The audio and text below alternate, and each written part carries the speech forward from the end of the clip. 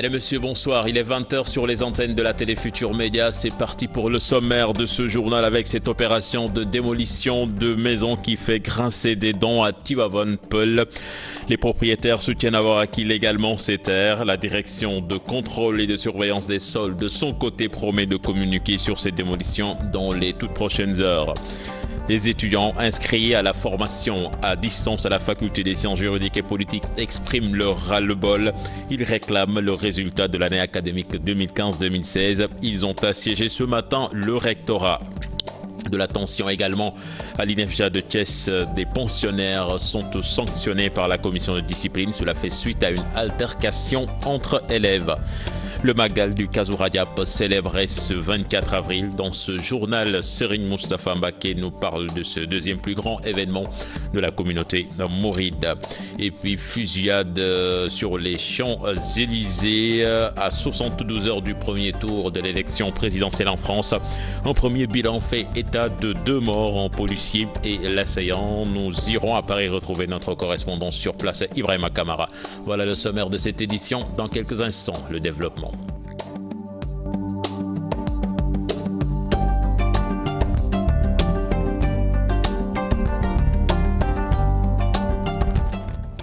Bienvenue à toutes et à tous. Encore des démolitions de maisons à Tivaouane-Peulh au niveau du prolongement de la VDN.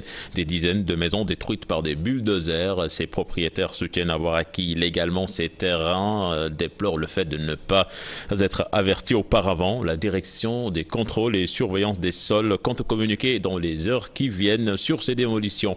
Les détails avec Ousseinou Thiam et Bira Diagne.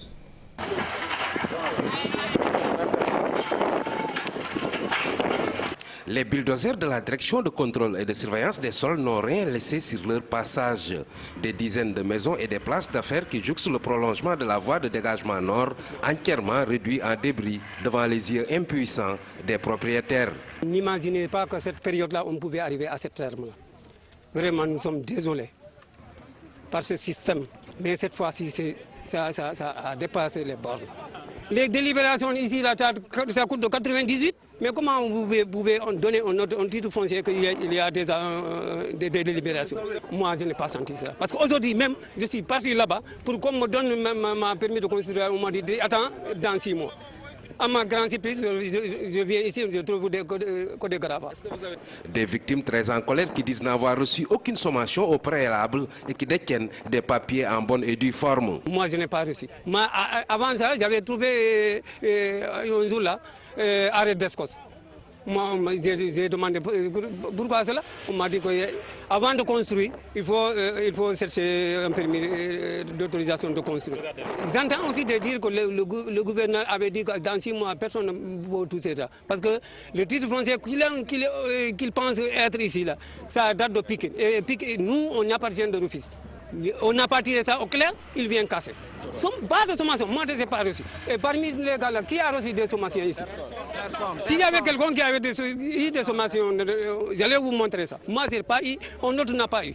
Joint au téléphone, le colonel commandant la DESCOS promet de communiquer sur les véritables raisons de ces démolitions une fois le travail. Grogne des étudiants inscrits à la formation à distance à la faculté des sciences juridiques et politiques. Ils réclament le résultat de l'année académique 2015-2016. Ils ont assiégé ce matin le rectorat de l'université Cheikh Anta Diop de Dakar. Cher Titan John, Tierno Laurent Mendy. Ces étudiants ont assiégé le rectorat pour réclamer le résultat de l'année académique 2015-2016. Ils sont tous des étudiants qui ont subi la formation à distance à la faculté des sciences politiques juridiques de l'université Cheikh Anta Diop de Dakar. En avril. Jusqu'à présent, nous attendons nos résultats 2015-2016. Notre année universitaire 2016-2017 n'a pas encore débuté. Nous attendons des résultats qui doivent sortir pour qu'on puisse démarrer nos... Oui, il y a des étudiants qui sont en première année, d'autres sont en deuxième année, d'autres sont en licence. Et ces étudiants qui sont en licence, ils attendent une sélection en master. Ces mêmes étudiants souhaiteraient que les autorités trouvent des solutions immédiates. La seule personne habilitée à résoudre ce problème-là, c'est le recteur. Et jusque-là, ils ne font absolument rien du tout. Mais, ils se renvoient la balle. c'est ça le problème. Aujourd'hui, le doyen a dégagé sa responsabilité. Il a dit, lui, ce qu'il devait faire, il l'a déjà fait. Et que ce qui reste actuellement à faire, c'est le recteur qui doit le faire. La raison, c'est quoi? C'est parce qu'il y a beaucoup d'étudiants qui arrivent. Le temps que tous les étudiants s'inscrivent, le temps qu'ils trouvent leur marque parce qu'ils viennent d'arriver, on a des démarrages très tard. Et comme il faut faire 2 sessions d'examen, une session normale et une session de rattrapage, regardez, remettre à chaque étudiant, par exemple dans ma faculté, 33 200 étudiants, remettre à chaque étudiant un relevé, ça prend du temps pour confectionner, corriger et confectionner ces relevés. C'est pourquoi quelquefois les années sont déphasées. Mais l'avantage et l'interprétation qu'on doit faire du système LMD, c'est assurons simplement les 25 semaines de cours. En 2011, la faculté des sciences juridiques et politiques avait lancé un projet de formation à distance qui, en principe, permettrait de désengorger les amphithéâtres. Ces étudiants décident de se faire entendre si toutefois les autorités continuent de jouer la carte de l'indifférence. Nous restons à l'UCAD où l'Assemblée de l'université a décidé de suspendre les amicales de la faculté des lettres et sciences humaines et la FASEC pour cause ces étudiants ne font plus confiance au système, déplore le vice-recteur qui signale que le processus donc a été annulé. Je vous propose d'écouter, il est toujours interrogé par Tierno Laurent Mendy et Chartiyan Dion. Nous ne pouvons plus continuer à faire cela parce que nous sommes agressés. Alors, la faculté de lettres et la FASEC, nous avons dit, puisque nous n'avons pas d'opérateur pour faire l'élection par vote électronique, et nous n'organiserons plus jamais une élection physique. Parce qu'on sait, c'est à cette élection physique à la faculté de lettres, vous vous souvenez, en 2008, qu'il y a eu des machettes, il y a eu des sabres et les étudiants se sont entretués. Donc pour nous, le vote électronique, c'est le vote que nous mettons en place. Puisque nous n'avons pas d'opérateur, le personnel de la DISI dit qu'il ne participe plus aux élections. Nous allons d'abord suspendre le processus. Mais nous ne nous arrêterons pas là. On va commettre un audit indépendant où il y aura le médiateur de l'Université Cheikh Anta Diop de Dakar, les personnels du rectorat, les partenaires sociaux, les étudiants pour voir en quoi le système il est fiable ou il n'est pas fiable. Et après, on reprend le processus. Le système est-il fiable? Il est fiable. Il est fiable parce que, je vous l'ai dit, nous sommes 100 000 étudiants à l'UCAD. Je vous l'annonçais dans les titres, ce mouvement d'humeur à l'Institut d'éducation et de formation des jeunes aveugles de Thiès. Certains pensionnaires sont sanctionnés par la commission de discipline. Cela fait suite à une altercation entre élèves. Les détails avec nos correspondants sur place, Samba Fall et Cheikh Anta Diop. Nous sommes à l'INEFJA, l'Institut national d'éducation et de formation des jeunes aveugles de Thiès, contrairement à ce qui a été annoncé par un groupe d'élèves qui observent une grève. Les cours se déroulent normalement pour la majorité des pensionnaires de cet établissement scolaire. Un des élèves confirme. Ce n'est pas une histoire de grève, on ne peut pas être en grève puisqu'on a reconnu qu'il y avait des agressions sur un élève comme nous, qu'on avait agressé et que c'est sur ces faits-là que le ministre s'est appuyé pour donner cette décision qui est déjà là. Peut-être que nous ne le disons pas par gaieté de cœur parce que nous ne sommes pas du tout, nous ne serons jamais d'accord avec un mal de l'autre. Mais quand même, sachons, n'oublions pas que cet élève qui est agressé est aussi un élève. Pour le directeur de l'INEFJA, toutes les dispositions sont prises pour que les élèves travaillent dans d'excellentes conditions. En matière de conditions de travail, il suffit de se déplacer à l'école ou bien en tout cas de se rappeler un peu des événements tout récents de janvier pour se rendre compte des efforts colossaux que l'État du Sénégal a fait à l'endroit de ses élèves. Et je pense déjà à un investissement de près de 300 millions que le ministère de l'Éducation nationale a consacré cette année, rien qu'aux élèves de l'INEFJA. De nouveaux bus, du matériel didactique. Donc, je ne crois pas que les conditions de travail puissent être un prétexte. Le directeur de l'école revient sur la situation actuelle liée à une affaire d'indiscipline notoire. Mais qu'est-ce qui se passe? Cette année, c'est encore le foyer, le président du foyer en la personne de Seydina Mohamed Gueye, qui a appelé 5 de ses collaborateurs membres du bureau pour punir un enfant qu'ils disent avoir proféré des injures à leur endroit. C'est un enfant de 11 ans, aveugle aussi, et qui s'appelle Seydina Mohamed Gueye. Alors, ils l'ont appelé dans leur chambre, enfermé, séquestré, bâillonné et sévèrement battu. Et M. le ministre de l'Éducation nationale a pris la décision sur la base des documents d'exclure les 6 élèves mis en cause. Mais préciser aussi que cette exclusion-là est une exclusion de l'internat mais pas de leurs établissements d'accueil. Pour l'heure, les cours se déroulent normalement et beaucoup d'élèves ont condamné ces actes. Miss Mathématiques, Miss Sciences, édition 2017, l'inspection d'Académie de Dakar récompense ses élèves. Une lycéenne de la maison d'éducation Maria Maba remporte le prix à Miss Sciences. La couronne de Miss Mathématiques est revenue à la collégienne de l'école Immaculée Conception. La compétition Miss Mathématiques et Miss Sciences est instaurée pour pousser les filles vers les filières scientifiques. C'est ce que nous disent nos reporters Aminata Mbaresso et Modou Diop. Elle porte la couronne Miss Mathématiques. Diara Sadji, élève en 4e à l'école Immaculée Conception, remporte le prix Miss Mathématiques au niveau de l'inspection d'Académie de Dakar. Les maths, c'est quelque chose d'ambigu, quelque chose d'énigmatique. Et j'aime bien résoudre les problèmes qui sont dans les mathématiques et même les PC, les SVT. J'aime ça. Une autre fille qui s'est illustrée, Fatou Ndoye, elle est Miss Sciences. Elle vient de la maison d'éducation Maria Maba. Être une fille, ça ne veut pas dire qu'on a moins de compétences que les autres. Donc, c'est difficile au même degré que pour un garçon. Depuis 2010, la compétition Miss Mathématiques, Miss Sciences est instaurée au Sénégal. Une politique pour davantage pousser les filles aux matières scientifiques. C'est donné à tout le monde. Mais c'est peut-être les pesanteurs de notre société qui font que souvent les filles ont peur d'aller dans les filières scientifiques ou bien les filières comme les mathématiques. Il faudrait qu'on brise tous ces tabous-là, qu'on explique à l'enfant que tout le potentiel est en lui. C'est lui le maître du jeu. Et qu'il suffit simplement qu'il se l'approprie et qu'il valorise ses potentialités. Cette cérémonie de remise des prix, une étape avant la sélection finale. Ces deux Miss vont représenter l'inspection de Dakar à la finale, prévue au mois de mai, une compétition pour décrocher le prix Miss Mathématiques et Miss Sciences au niveau national. Les opérations de retrait des enfants de la rue se poursuivent malgré le problème lié au financement. Pour accompagner le travail de l'avis de Nyokhobaye Diouf, directeur de la protection des droits de l'enfance. Ce jeudi, le Sénégal célèbre la journée nationale du talibé. Selon Mam Cherguey de la Ligue des écoles coraniques, les daras sont confrontés à de nombreuses difficultés. De ce fait, tous les acteurs doivent s'y mettre. Alassane Ba, Mohamedien pour plus de détails. journée nationale de talibé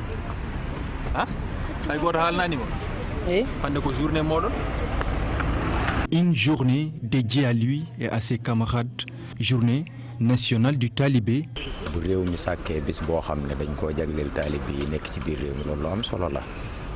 Quand l'État institue une journée nationale du talibé, nous ne pouvons que nous en féliciter. C'est l'occasion pour nous de poser sur la table nos différents problèmes. C'est une journée qui est à saluer parce que étant un moment fort de communion avec l'ensemble des acteurs du secteur de la protection de l'enfant. Comme vous le savez, Monsieur le Président de la République avait pris des mesures de retrait des enfants de la rue et depuis lors, nous avons réussi à retirer près de 1600 enfants de la rue.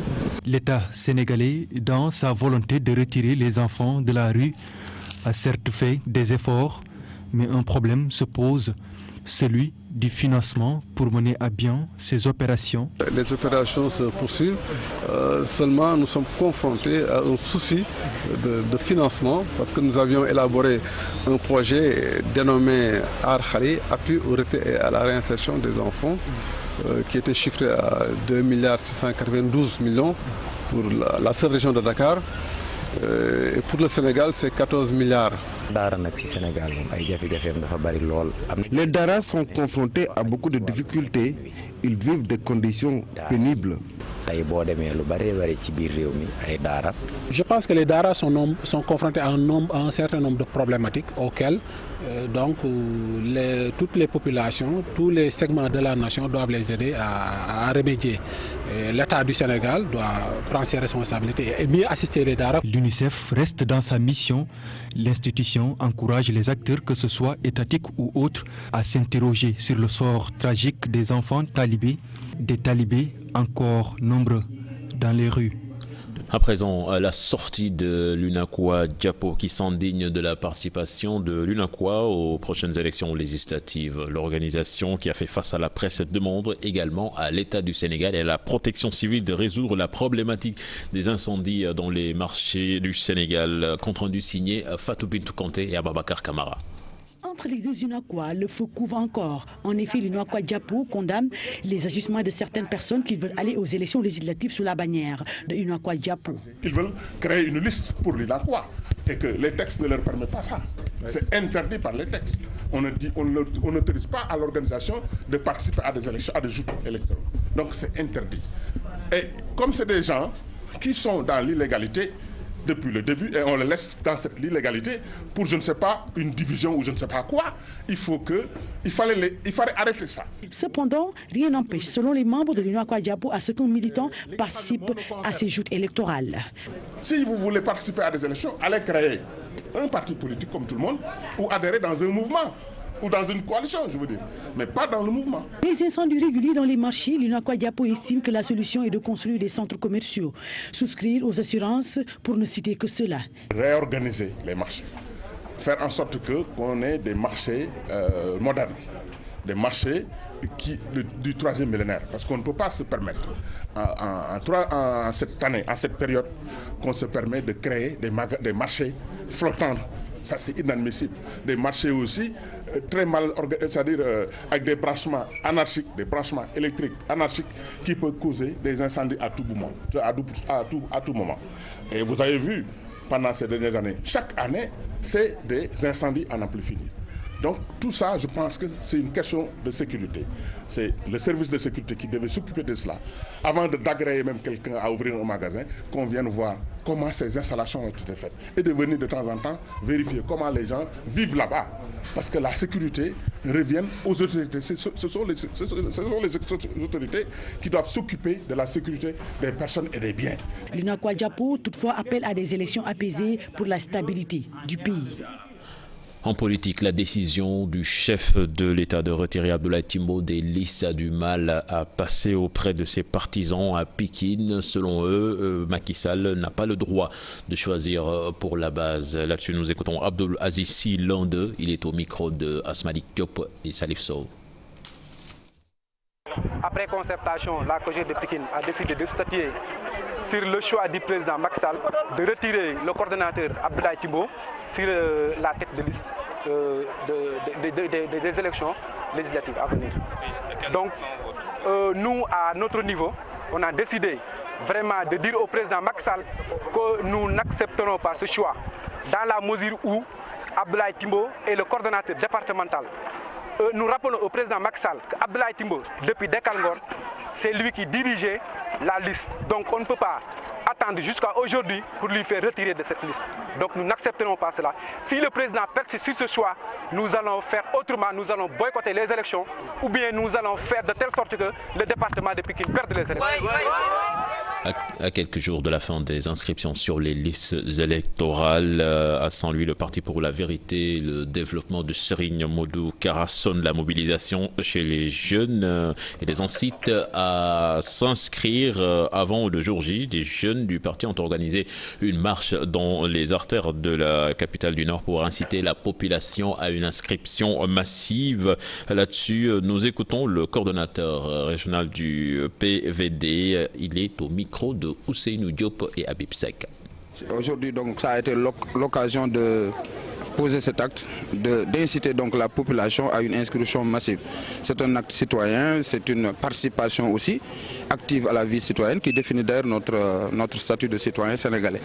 Et le Parti de la vérité pour le développement aussi, par le biais donc du mouvement des jeunes, apporte sa contribution aussi. Parce que ce n'est pas un parti en fait comme les autres, c'est un parti de régulation, un parti qui n'est pas dans la mouvance présidentielle, ni même dans l'opposition, ni contre aucune d'entre elles. Juste participer activement à la vie citoyenne, c'est notre credo. Notre préoccupation, c'est aussi d'aller chercher le bien, le beau, partout où il se trouve. Alors aujourd'hui encore, pour ce qui reste d'ici le dimanche, nous avons voulu aussi marquer le coup pour une dernière fois, essayer d'inciter la population à une inscription massive. Donc le prétexte en tout cas de cette journée, de cette manifestation a été surtout donc pour une dernière fois d'élever la voix pour inciter la population, surtout les jeunes, à une inscription massive. Parce que nous sommes des citoyens et aussi ce n'est pas la première fois. On vous rappelle qu'on a été aux élections de 2012, n'est-ce pas, pour les élections municipales partout au Sénégal, on a été présent et pour montrer la face d'un parti dynamique, actif également dans tous les centres de décision pratiquement. Le Magal du Kazo Rajab célébré ce 24 avril à Touba, communément appelé donc au Magal de Serigne Fallou. Il est le deuxième plus grand événement de la communauté mouride. Retour sur l'essence de cet événement religieux avec Dissa Prera et Mardia. Pour la communauté mouride, le Kazo Rajab a une double signification. Elle coïncide au voyage nocturne et à l'ascension du prophète Mohammed, paix et salut sur lui. Mais Kazo Rajab, c'est aussi la venue au monde de Cheikh Mouhamadou Falilou Mbacké. Islamique, un caractère important. Il s'agit d'un événement à multidimensions pour l'umma islamique. Parce que d'abord, je voudrais que vous me permettiez de rappeler que ça correspond à la nuit durant laquelle le prophète Sayyidina Mohammed, paix et salut soit sur lui, a fait un voyage en compagnie de l'ange Gabriel sur le dos d'une monture appelée Al-Buraq, de la Mecque à Jérusalem, et où il a rencontré les prophètes envoyés avant lui et il les a amenés à prière. La suite de quoi il a fait ce qu'on appelle ascension pour rencontrer son Seigneur. Et pour nous, Talibé Mouride, ça coïncide avec la venue au monde de Cheikh Ahmadou Fadl, qui fut le deuxième calife de Serigne, de Cheikh Ahmadou Khadim Rassoul. Une tradition qui remonte aux années 60. En plus de 50 ans de célébration, le Magal de Serigne Fallou est le deuxième plus grand événement de la communauté mouride à Touba. La première édition de Kazu Rajab a été célébrée 2 ans après la disparition du vénéré Cheikh Mohamed Fadl. Je crois que c'est en 1972 que le premier Magal de Kazu Rajab a eu lieu à Touba. Et on l'a célébré après la disparition de Cheikh Mohamed Moussa Falil. Cheikh Mohamed Amin Bara, qui fut le deuxième calife de Serigne Fallou, a continué effectivement l'œuvre qui a été démarrée par son calife, son grand frère, Serigne Moussa Falil. Comme chaque Kazo Rajab, une innovation de taille est apportée à l'événement. Pour 2017, une conférence religieuse est organisée 2 jours avant le jour J. Une conférence qui sera patronnée par Serigne Mbacké Bousso.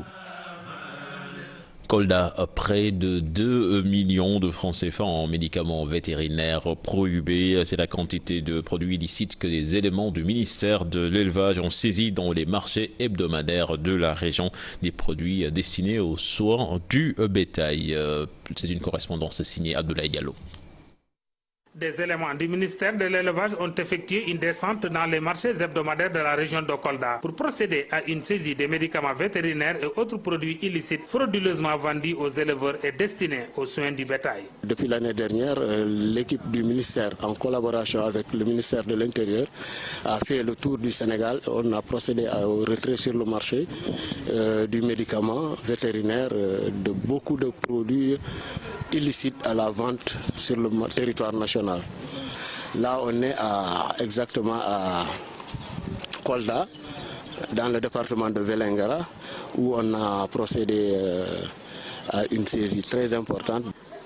Ces médicaments saisis, estimés à près de 2 millions de nos francs, sont dangereux aussi bien pour les animaux que pour la santé publique. Le phénomène connaît une ampleur dans la région de Kolda. Comme vous le savez, l'ampleur de ces médicaments illicites se justifie par la situation géographique de la région de Kolda. C'est une région vraiment qui est frontalière avec plusieurs pays, à savoir les 2 Guinées, la région de la Gambie, et ce qui fait que vraiment les mouvements transfrontaliers font qu'il y a beaucoup de médicaments frauduleux qui sont là illicites, qui nous proviennent même de la Mauritanie.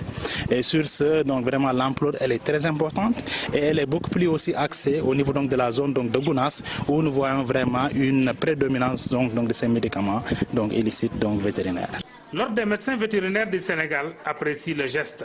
L'Ordre soutient vraiment cette initiative du ministère parce que, il faut le rappeler, le ministère est garant plus ou moins de l'exercice de la profession sur le terrain. L'Ordre est chargé à pour mission de régir l'exercice de la profession et de la pharmacie vétérinaire, mais sous tutelle du ministère de l'élevage. Nous pensons que cette initiative est une belle initiative à encourager. L'ensemble des produits saisis feront l'objet d'une incinération. Eu égard aux effets de ce type de médicaments sur la santé publique, il urge d'impliquer les forces de sécurité et la douane dans la lutte contre la vente de ces médicaments. Nous allons à Kaffrine où des populations des quartiers inondables ont manifesté. Elles ne veulent plus vivre les affres des années précédentes. Ces populations se disent prêtes à tout, comme nous dit Talassamb qui est allé rencontrer ces populations. Kaffrine, les populations des quartiers situés dans des zones inondables se rappellent aux bons souvenirs des autorités. Elles ne veulent plus vivre les affres des inondations. Chaque année, nos bagages, nos vivres, nos bêtes sont emportés par les eaux. Nos maisons également. Certains habitants sont recueillis par des parents ou des voisins, d'autres sont logés dans les écoles. Jusqu'à présent, aucune solution durable n'est envisagée. Il y a pas mal de promesses qui ont été faites ici. Les promesses n'ont pas été tenues. Depuis 1993, ça fait presque plus de 20 ans. Et ça ne se passera plus ainsi. C'est fini et c'est fini. Malgré les promesses des autorités étatiques et les visites effectuées sur place par certains responsables, aucune solution n'est en vue. Aucune solution durable n'est envisagée. Nous sommes fermes dans ce que nous demandons. C'est-à-dire que c'est de force qu'on demande cela. Si l'État ne fait pas cela, on va réagir. D'abord, il y a des élections à l'horizon. On va refuser de participer à ces élections. De deux, nous utiliserons la force des manifestations et autres pour pouvoir avoir gain de cause. Ça c'est très clair et on ne reculera pas devant cette chose-là. La saison des pluies pointe à l'horizon. Les populations des quartiers Diamaguène Centre et Kaffrine 2 Sud espèrent une solution avant les premières gouttes de pluie.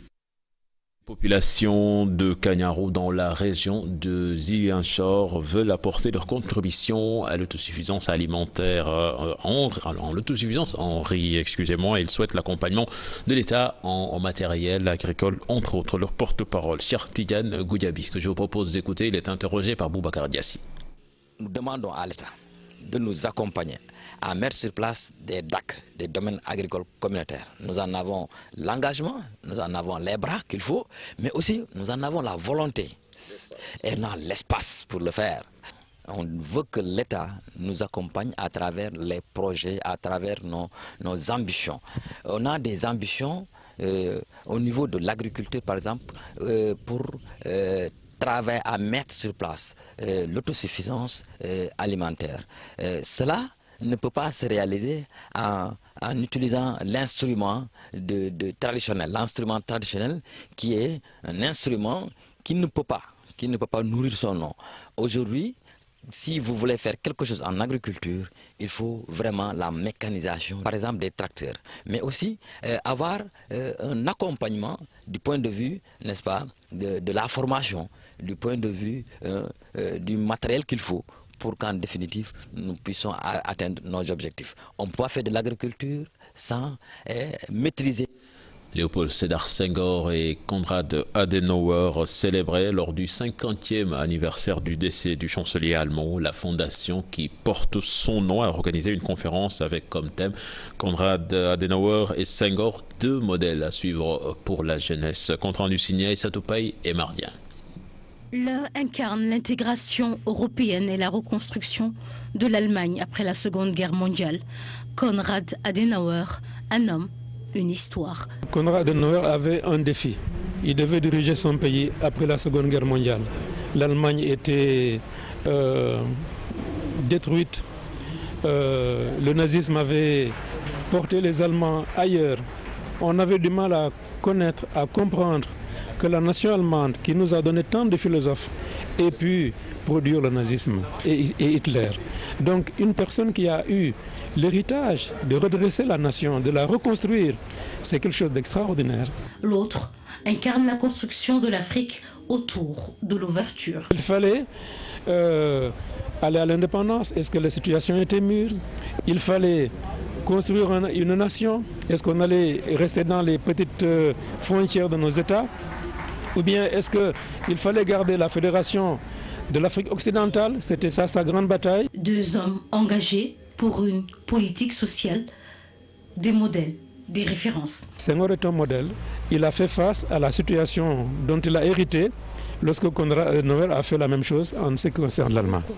Cet engagement-là, pour arriver à construire l'unité africaine, à être un panafricaniste convaincu, mais en tenant compte en même temps des contraintes du pays, je pense qu'il fallait avoir quelqu'un de très intelligent, de très subtil, de visionnaire, qui connaît ses traditions et les traditions culturelles. C'est pourquoi elle a dit que tout homme politique africain devrait être un anthropologue ou un ethnologue. Un demi-siècle après la mort du premier chancelier de la République fédérale d'Allemagne, l'on se souvient toujours d'un homme dont les valeurs et les choix politiques ont marqué son époque. Et puis la CPI inspire de moins en moins confiance aux dirigeants africains. En effet, les 20 mandats d'arrêt émis par cette instance sont tous dirigés contre des présidents africains. C'est ce que déplore le professeur Matar Camara, qui rejette la faute à nos juridictions nationales non compétentes. Le sujet a été abordé lors de la 3e édition de l'Agora diplomatique. Compte rendu signé Fatima Ba et Younous Diatta. Les relations entre l'Afrique et la justice pénale internationale au cœur de cette 3e édition de l'Agora diplomatique, relations qui ne sont plus au beau fixe avec le retrait massif des pays d'Afrique de la CPI. L'Afrique est aujourd'hui au cœur des préoccupations de la justice pénale internationale. Parce que malheureusement, ils sont légion les actes de barbarie qui ont pour théâtre le sol africain. Le sentiment qui se répand aujourd'hui chez bon nombre de dirigeants africains, chez bon nombre d'intellectuels africains, et que la CPI n'est que le bras armé de l'impérialisme judiciaire de l'Occident. En tout état de cause, les faits parlent d'eux-mêmes, les chiffres parlent d'eux-mêmes, devrais-je dire. Sur 10 enquêtes qui ont été ouvertes par le bureau du procureur, 9 concernent le continent africain. Sur 11 procédures d'examen préliminaire, les 4 concernent le continent africain. 20 mandats d'arrêt ont été émis depuis que la Cour pénale internationale existe. Ces 20 mandats d'arrêt ont tous été émis contre des Africains. Ce sont des chiffres assez parlants, d'où la menace d'un véritable Afrixit de la Cour pénale internationale. L'ambassadeur Amadou Kébé note une défaillance au niveau des juridictions nationales, d'où l'existence de la CPI. Cette 3e génération des juridictions pénales internationales. Alors, comme alternative à l'impérialisme judiciaire, a été développée par l'Union africaine la théorie de la compétence régionale à l'effet de réprimer les crimes internationaux commis en Afrique. Lors de cette rencontre, un vibrant hommage a été rendu à l'ambassadeur Amadou Kébé qui vient de prendre sa retraite. Il promet tout de même d'accompagner la jeune génération. Fatima Ba, merci. Nous allons à Paris, je vous l'annonçais dans les titres, cette fusillade sur les Champs-Élysées à 72 heures du premier tour de l'élection présidentielle en France et un premier bilan qui fait déjà état de 2 morts. Justement, Ibrahima Kamara est en ligne en direct de Paris. Ibrahima, bonsoir. Bonsoir, cher président. Alors, Ibrahima, un premier bilan qui fait état de 2 morts, un policier et l'assaillant. Est-ce qu'il a évolué et est-ce qu'on en sait un peu plus sur les causes de cette fusillade? On n'en sait pas encore plus, cher Yann. Ce qu'on sait, c'est que la fusillade est survenue il y a un peu plus de 40 minutes sur l'avenue des Champs-Élysées, plus précisément au 104. Un policier a été tué, comme vous venez de le dire, un autre grièvement blessé. L'assaillant aussi a été abattu. Crime ou terrorisme, la police n'écarte pour le moment aucune piste. À 3 jours des élections présidentielles, la France est encore attaquée au cœur de Paris. Au moment où on vous parle, les CRS ont bouclé le secteur. Un hélicoptère survole les environs et interdit tout accès aux alentours des Champs-Élysées. La préfecture de police conseille aux Parisiens de ne pas s'approcher du secteur. La police avait alerté il y a quelques jours, bien sûr, sur une éventuelle menace terroriste aux candidats des prochaines élections présidentielles qui se tiendront après-demain dimanche. Pour le moment, on suit l'enquête de plus près pour en savoir plus, mais tout ce qu'on peut retenir, c'est qu'il y a eu 2 morts, un policier et l'assaillant. Les policiers sont en train de rechercher un autre éventuel tireur qui serait en compagnie de l'assaillant qui est abattu, car il est sorti d'une voiture. Selon eux, il aurait un autre complice qui, pour le moment, n'est pas encore reconnu ni vu sur le lieu. Pour le moment, Chapian, on suit l'affaire de très près pour en savoir plus. Merci Ibrahima Kamara, c'est la fin de ce journal. Prochain rendez-vous pour l'information, ce sera à 0h avec le tout en images. Mais en attendant, on vous laisse avec Bouba qui est déjà en place pour les besoins de la permanence. Bouba, bonsoir. Bonsoir Cheikh et merci. Le journal, vous savez, la fin c'est avec l'invité qui arrive juste après le jingle et nous allons parler des tares de la société sénégalaise. Oui, c'est dans un instant.